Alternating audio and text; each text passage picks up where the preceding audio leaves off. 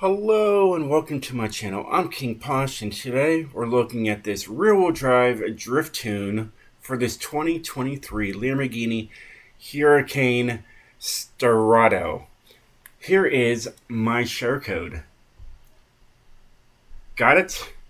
Good. I think it's called Sterrato. I mean that's what at least what it says to me. I'm sure in Italian it's probably different. Not sure. I could Google it. I'm not worried about it. But this is my KP Extreme Drift. And I just did the all-wheel drive video. And now we're doing the rear-wheel drive. This one has a lot more power. And it's 896 pounds lighter than the all-wheel drive version. But yeah, so we're going to get into it and show you guys what I did to this thing. So let's do that. Alright. And I wanted to make this as light as possible, so I took a lot off of it. But either way, moving on. Got the 6.5 liter V12, giving you all that power, 1,515 glorious horsepower. Rear-wheel drive drivetrain swapped, all right, with a twin turbo. Now, like I said about light as possible, yes, it comes with these on there, and I get it. You know, it looks cool. But also, it goes up to 3,020 pounds, and I can knock off a few and get it down to 3,009 pounds by removing it. So that's what I did. All right. These other things also, like that right there, it all adds up. But I was able to get it down to 3,009 pounds, and I wanted to be a little different. So that's what I did. All right. Of course, we weren't going to go with this because it adds weight, etc., etc. All right. I wanted to get as close to 3,000 pounds or less with this tune. And I think I accomplished that. Either way, we got a snow tire compound on there. Stock width in the front. Stock width in the rear. We are using my favorite rims, the Wed Sport TC 105Ns. They're carbon fiber. They're super light. They're the lightest rims in the game. It's got 19s in the front and 19s in the rear to save weight. We do have an upgraded track width that does not affect weight whatsoever. All right, which is odd because you have to add spacers to make them. It doesn't matter. Moving on. All right, as you know, maxed out widths for both the front and the rear. All right, we have a stock transmission. All right, the 4-speed transmission. You think you'd be able to save weight on there? You can't. I looked at it. I would have done it if it went down, but it didn't. So we just got a stock transmission in there, and I'm pretty sure it's still like maybe I forget what the gearing is. It's been a few days, but either way, it's the latest option. All right, race driveline, carbon fibered, and a drift differential, and none of this messes with anything when it comes to weight. All right, we do have drift springs and dampeners. As you can tell, nothing else changes. Even the race springs are exactly the same. Stays at right at 3,009 pounds. All right. We have the anti-roll bars because they do save weight. That's why I have them on there. All right. No roll cage because we all know what that does. It adds a lot of weight to it, right? Right. We don't want that. And it is as light as possible. We're saving 681 pounds. All right. That's a huge, huge drop. All right.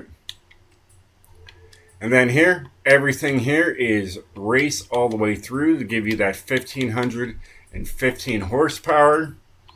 All right. All the way through. Oh, yeah. She's a screamer. That's for sure. And that's the build. Make this the light as you can, powerful as you can is what it is. More powerful as you can. And trying to be as light as you can. That's how it should go. Either way, moving on. Here is the tune. It's got a great top speed of 267.5 miles per hour versus my all-wheel drive goes 215.5 miles per hour. 55 to maximize that slide. Here is the gearing. As you can tell, it really goes out there. It's only because it's got all that power. All right, there's fifth, and then you just don't even see sixth. But it's really, really close to fifth. Here is the alignment that I decided to run with on this one. All right, I gave it just another point than I usually run. I usually run 4.20. This one I did a 4.3 just to really bring that rear end out on this vehicle. All right, anti-roll bars are just there for show, so 1 and 1. Springs are at 955 and 936, pretty much right in the middle when it comes to soft and stiff. Lows and go is 4.6 inches off the ground for both the front and the rear. Dampening is 20, 20, 1 and 1. This is what I like to run with my rear-wheel drive cars and rear engine. Well, all rear-wheel drive cars, really. That's what I usually run. Either no downforce to worry about. Brakes are 50 and just 100. And then differentials 21 and 100. This is what I use for basically all of my rear-wheel drive drift builds. And yeah, it turns harder and it drifts harder using this differential. And that's the tune. That's the build. Last thing we need to do is take her outside and see how she is. So let's get on it. What's it like? It's wet out here. And we have 1,515 horsepower. Let's go. Takes off, no problem. It's wet out here. Everything's going to be a little different. I did tune this in the dry. You know, if you have to tune in the wet, don't even bother. You know, just, you know, call it a day and wait for it to dry up and then start tuning your vehicles because they're going to act different. All right, me right now, I'm being cautious right now. I mean, I've got all this power pushing. So, there's that. I'm being a little bit more cautious with this thing. Now, if it was dry, I'd be going balls to the wall, but I can't be doing that. Yeah, look at that. It just doesn't work very well in the wet. It is what it is. So we did a 35 there, but when I make these videos, I can't predict what's going to happen out there. We'll go up there again and see if we can't handle this thing a little bit better. But it is what it is.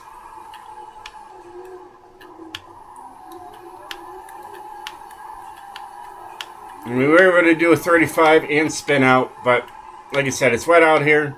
I'm kind of waiting for the roads to dry up a little bit, and maybe we can go hardcore with this thing. There's the smoke. It's starting to dry up. We can probably push this a little harder. So let the bulls get out there, all right, and snarl and whatever they do, and you know, do their thing. But it's drier. We're pushing it, babying it at the same time. There's a 41.9 that's a lot better than 35. So yeah, this is definitely a dry pavement car for sure. You know, you just have to really be careful with it elsewhere. I know this thing's supposed to be rugged and all, but it does come stock with, you know, all-wheel drive. And it was meant for the snow. But once you start putting this snow, wet, whatever. But once you know, switch it to rear-wheel drive, well, hey, you know, now you're on your own. Now we're dry. Now we can really push. It's a lot of fun. I'm having fun now. I can really just push hard on this if I need to. It's got plenty of power. Take that cactus out. I hit that thing every time. I swear, I do. I'm so glad it blows up. I'm so glad it's not a tree because I would stop there a lot. Would you? I'm sure you would. Take it down to third.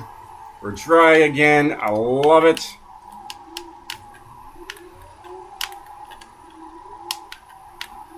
Easy with the power. It's not all-wheel drive. There's a 41.6 right there. Not bad at all. My best is a 46.245. Either way. You know, it's not all-wheel drive. You can't just floor and go. Sometimes you can, but other times you just gotta be easy with her. Now down here, oh yeah, you can floor and go. You can see all those glorious gears. Floored all the way through with the 5th gear. Yeah, it's great. It really is.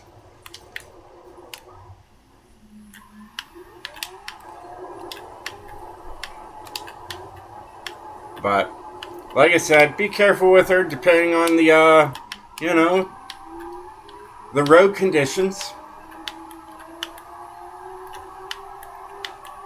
You take care of her on the road conditions and she'll take care of you. If you don't, well, you're going to see that she can get angry very quickly.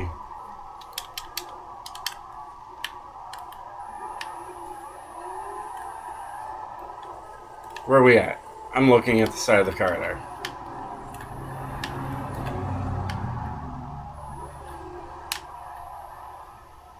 There we go. Nice and smooth. Nice and smooth. Alright, baby, let's put you back into the garage where you belong. Okay? Put the cover on you and pull the cover off every once in a while and start you up. The typical Lamborghini. Either way. Well, hey guys, I hope you enjoyed this video. If you did, definitely hit that like button. And yeah, I'll catch you guys next time. Until then, stay sideways, my friends.